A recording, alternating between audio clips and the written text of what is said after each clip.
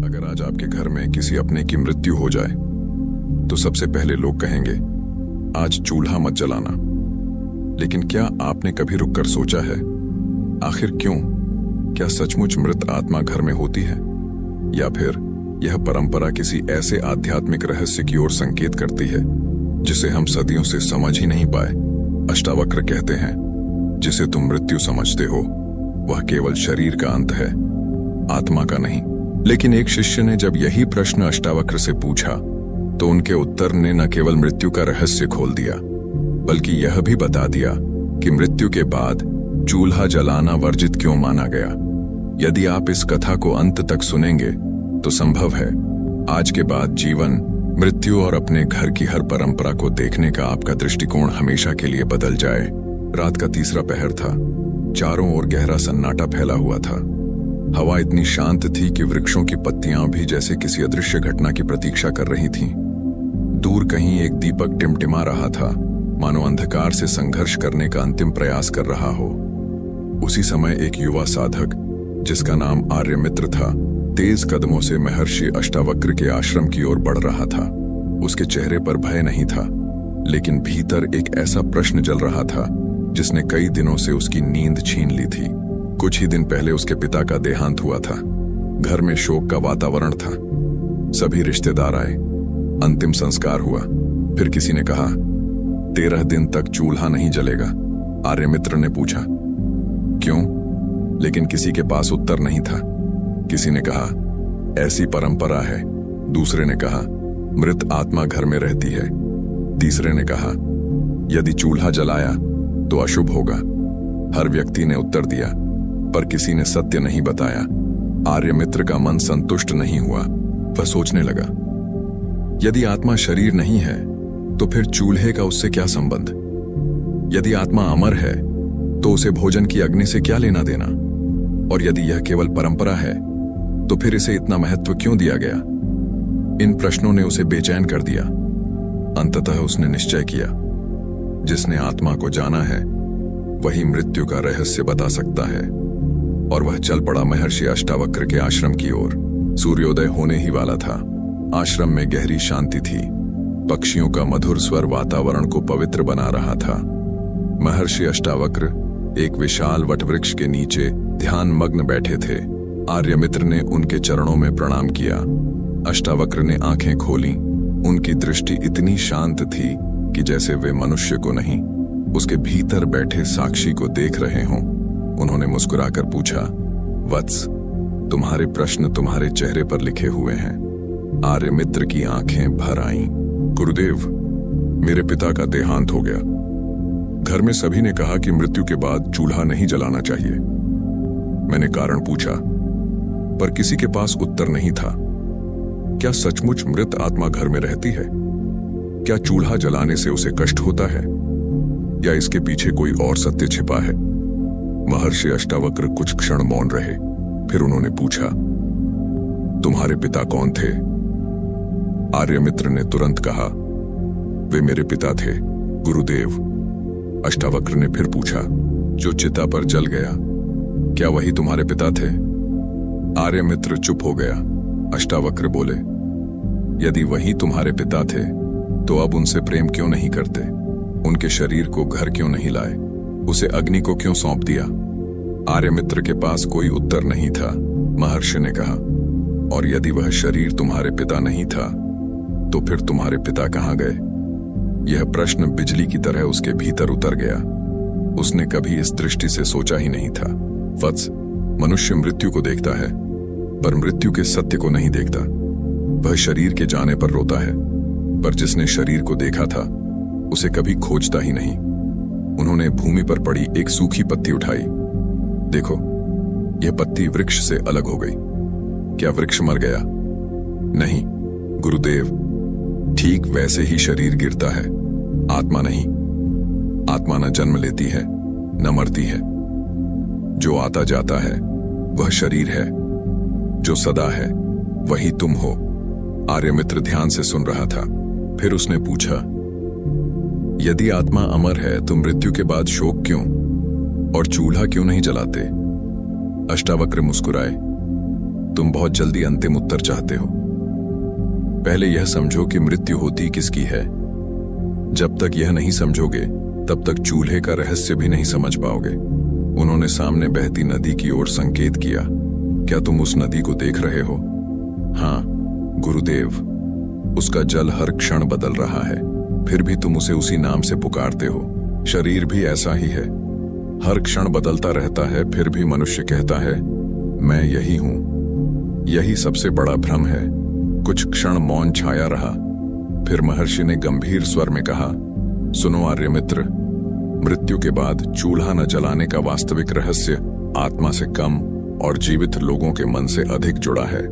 लेकिन इस सत्य को समझने के लिए तुम्हें पहले मन, मोह, शोक और अग्नि, इन चारों का संबंध जानना होगा। क्योंकि जिस दिन तुम समझ जाओगे कि बाहर का चूल्हा कब बुझाना चाहिए और भीतर का चूल्हा कब बुझाना चाहिए, उसी दिन मृत्यु का रहस्य तुम्हारे सामने स्वयं प्रकट हो जाएगा। आर्यमित्र की आंखों में अब भय नहीं था, वहां केवल जिज्ञासा थी। उसे आभास हो गया था कि यह केवल एक परंपरा की कहानी नहीं, बल्कि स्वयं को जानने की यात्रा की शुरुआत है। और महर्षि अष्टावक्र ने अपनी अगली बात कहते हुए कहा, वत्स, मनुष्य मृत्यु के बाद चूल्हा इसलिए नहीं बुझाता कि मृतक को भोजन चाहिए, बल्कि इसलिए कि जीवित लोगों के भीतर जो अग्नि जल रही होती है उसे पहले पहचानना आवश्यक है। उसी अग्नि को समझे बिना कोई भी परंपरा केवल अंधविश्वास बन जाती है। यहीं से आर्यमित्र की वास्तविक साधना आरंभ हुई। सूर्य की पहली किरणें आश्रम के वृक्षों पर पड़ रही थीं। पक्षियों का मधुर कलरव वातावरण में गूंज रहा था, पर आर्यमित्र के भीतर अब भी प्रश्नों का तूफान चल रहा था। महर्षि अष्टावक्र शांत भाव से नदी के किनारे बैठे जल की धारा को देख रहे थे। ऐसा लगता था जैसे वे नदी को नहीं, समय के प्रवाह को देख रहे हों। आर्यमित्र उनके समीप पहुंचा और बोला, गुरुदेव, आपने कहा था कि मृत्यु के बाद चूल्हा न जलाने का संबंध मृत आत्मा से कम और जीवित लोगों के मन से अधिक है। मैं उस रहस्य को जानना चाहता हूं। अष्टावक्र ने उसकी ओर देखा और मुस्कुराए। वत्स, पहले मुझे यह बताओ, चूल्हा किस लिए जलाया जाता है? आर्यमित्र बोला, भोजन बनाने के लिए। और भोजन किसके लिए? शरीर के लिए। अच्छा, यदि किसी मनुष्य का मन अत्यंत क्रोध, शोक या मोह से भरा हो तो क्या वह भोजन का वास्तविक स्वाद ले सकता है? आर्यमित्र कुछ क्षण सोचता रहा। नहीं गुरुदेव, उस समय भोजन पेट में तो चला जाता है, पर मन उसे स्वीकार नहीं करता। अष्टावक्र ने कहा, यही पहला रहस्य है। मृत्यु के तुरंत बाद घर में जो चूल्हा शांत रखा जाता है, उसका सबसे गहरा संकेत यह है कि जब मन शोक की अग्नि में जल रहा हो, तब भोग की अग्नि को कुछ समय के लिए विराम दो। आर्यमित्र ध्यान से सुन रहा था। महर्षि ने आगे कहा, लोग समझ बैठे कि यह नियम मृत आत्मा के लिए है, पर वास्तव में यह जीवित लोगों के लिए था।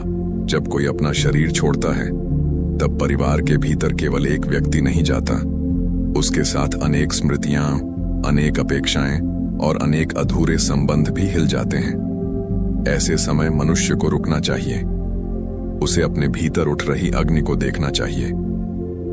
महर्षि ने पास पड़ी 2 लकड़ियां उठाईं, एक सूखी थी, दूसरी हरी। उन्होंने सूखी लकड़ी को जलाया, वह तुरंत भड़क उठी। फिर हरी लकड़ी को आग में रखा, वह धीरे धीरे धुआं छोड़ने लगी। शोक भी ऐसा ही है, जिसका मन आसक्ति से सूखा पड़ा है, वह मृत्यु के समय तुरंत जल उठता है। जिसने जीवन में वैराग्य का जल अपने भीतर रखा है, उसके भीतर केवल धुआं उठता है, अग्नि नहीं। आर्यमित्र ने पूछा, गुरुदेव, क्या शोक करना गलत है?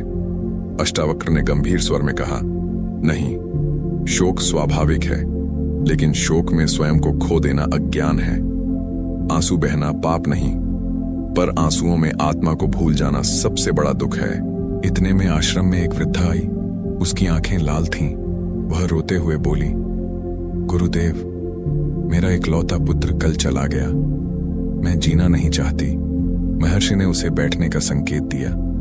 कुछ देर मौन रहा, फिर उन्होंने पूछा, जब तुम्हारा पुत्र जन्मा था, तब क्या वह तुम्हारी इच्छा से आया था? वृद्धा ने सिर झुका लिया। नहीं। और जब वह गया, क्या तुम्हारी इच्छा से गया? नहीं। जिसका आना और जाना तुम्हारे हाथ में नहीं था, उसे अपना मानकर तुम क्यों जल रही हो? वृद्धा फूट फूट कर रोने लगी। अष्टावक्र ने उसके आंसू नहीं रोके। उन्होंने कहा, रो लो, पर रोते रोते एक बात अवश्य देखना, तुम्हारा पुत्र गया है या तुम्हारा मेरा चला गया है। यह सुनकर आर्यमित्र भी भीतर तक कांप उठा।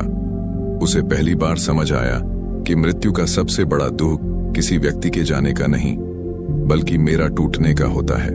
संध्या होने लगी। आकाश लालिमा से भर गया। महर्षि अष्टावक्र ने अग्नि प्रज्वलित की। उन्होंने कहा, वत्स, संसार में 2 अग्नियां होती हैं। पहली, वह जो लकड़ी जलाती है। दूसरी, वह जो मनुष्य के भीतर जलती है।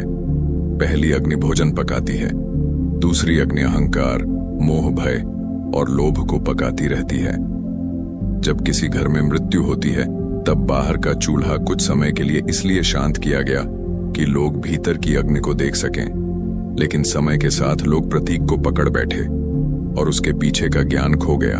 तो क्या यदि कोई मृत्यु के बाद चूल्हा जला दे तो कोई दोष नहीं लगता? महर्षि मुस्कुराए। दोष अग्नि में नहीं लगता, दोष अज्ञान में लगता है। यदि कोई व्यक्ति नियम निभाए लेकिन भीतर मोह, क्रोध और लोभ की आग जलती रहे, तो उसने परंपरा का पालन नहीं किया। और यदि कोई व्यक्ति आत्मबोध में स्थित होकर हर कर्म करे, तो उसका प्रत्येक कर्म पूजा बन जाता है। उन्होंने आकाश की ओर देखते हुए कहा, वत्स, अष्टावक्र गीता का सार यही है। बंधन कर्म से नहीं, कर्तापन से होता है। मुक्ति कर्म छोड़ने से नहीं, कर्तापन छोड़ने से होती है। आर्यमित्र अब मौन था। उसके भीतर वर्षों से जमा अनेक विश्वास टूट रहे थे। उसे महसूस हुआ कि यह कथा चूल्हे की नहीं, स्वयं के भीतर जलती हुई उस अदृश्य अग्नि की है, जिसने जन्म जन्मांतर से मनुष्य को बांध रखा है। लेकिन अभी एक रहस्य बाकी था। यदि आत्मा अमर है, यदि मृत्यु केवल शरीर की है, तो फिर 13 दिन का विधान क्यों बनाया गया? क्या इन 13 दिनों में वास्तव में कुछ घटित होता है, या फिर उसका अर्थ भी कुछ और है? महर्षि अष्टावक्र ने जैसे उसके मन को पढ़ लिया। उन्होंने शांत स्वर में कहा, कल मैं तुम्हें बताऊंगा कि 13 दिन का वास्तविक अर्थ क्या है। यदि उसे समझ लिया तो मृत्यु का भय स्वयं तुम्हारा साथ छोड़ देगा। अगली सुबह आश्रम में गहरा मौन था। आर्यमित्र पूरी रात सो नहीं पाया था।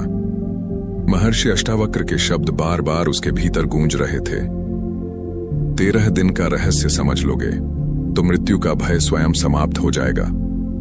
उसके मन में अनेक प्रश्न उठ रहे थे। क्या वास्तव में आत्मा 13 दिनों तक घर में रहती है? क्या 13वें दिन वह किसी दूसरी यात्रा पर निकल जाती है, या फिर यह भी केवल एक प्रतीक है? इन प्रश्नों के साथ वह महर्षि के पास पहुंचा। अष्टावक्र शांत भाव से ध्यान में बैठे थे। कुछ देर बाद उन्होंने नेत्र खोले और बिना कुछ पूछे बोले, वत्स, आज तुम 13 दिनों का रहस्य जानना चाहते हो? आर्यमित्र ने विनम्रता से कहा, हाँ गुरुदेव, बचपन से सुनता आया हूं कि 13 दिनों तक आत्मा घर के आसपास रहती है, इसलिए अनेक नियम बनाए गए हैं। क्या यही सत्य है? महर्षि कुछ क्षण मौन रहे, फिर उन्होंने पास रखे जल से भरे पात्र को उठाया। उन्होंने उसमें एक मुट्ठी मिट्टी डाल दी। क्षण भर में निर्मल जल धुंधला हो गया। अब बताओ, क्या जल बदल गया? आर्यमित्र बोला, नहीं गुरुदेव, जल तो वही है, केवल उसमें मिट्टी मिल गई है। महर्षि मुस्कुराए। ठीक यही मनुष्य की स्थिति है। आत्मा सदा निर्मल है। उसमें कभी जन्म नहीं होता, कभी मृत्यु नहीं होती। जो बदलता है वह मन है, जो रोता है वह मन है, जो बिछड़ता है वह मन है। आत्मा केवल साक्षी है। उन्होंने पात्र को कुछ देर बिना हिलाए रखा। धीरे धीरे मिट्टी नीचे बैठने लगी। जल फिर से स्वच्छ दिखाई देने लगा। अष्टावक्र बोले, देखा, मैंने मिट्टी को अलग नहीं किया, केवल पात्र को शांत रखा। जब तक मन अशांत रहता है, सत्य दिखाई नहीं देता। जब मन शांत हो जाता है, आत्मा स्वयं प्रकट हो जाती है। फिर उन्होंने आर्यमित्र की आंखों में देखते हुए कहा, वत्स, 13 दिन का सबसे गहरा अर्थ यही है, शोकग्रस्त मन को शांत होने का समय देना।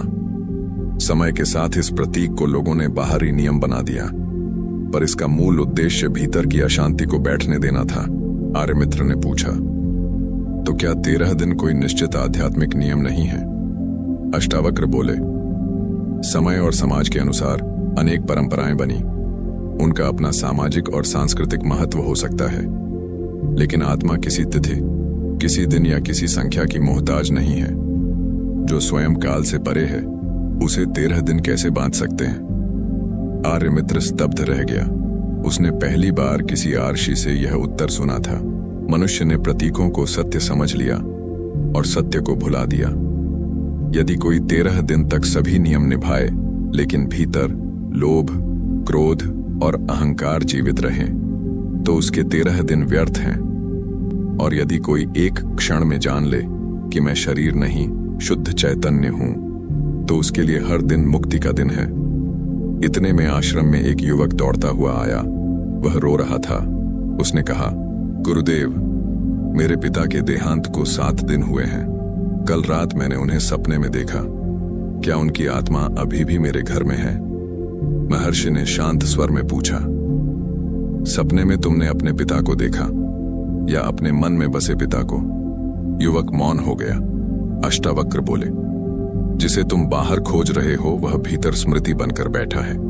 स्मृतियां आती हैं, सपने बनती हैं, भावनाएं जगाती हैं और तुम उन्हें आत्मा समझ लेते हो। महर्षि ने एक दीपक जलाया, फिर दूसरा दीपक उसी से जलाया। उन्होंने पूछा, क्या पहले दीपक की लौ दूसरे दीपक में चली गई? आर्यमित्र बोला, नहीं गुरुदेव, उससे केवल दूसरा दीपक प्रकाशित हुआ। अष्टावक्र बोले, जीवन भी ऐसा ही है। चैतन्य कभी समाप्त नहीं होता, केवल माध्यम बदलते हैं।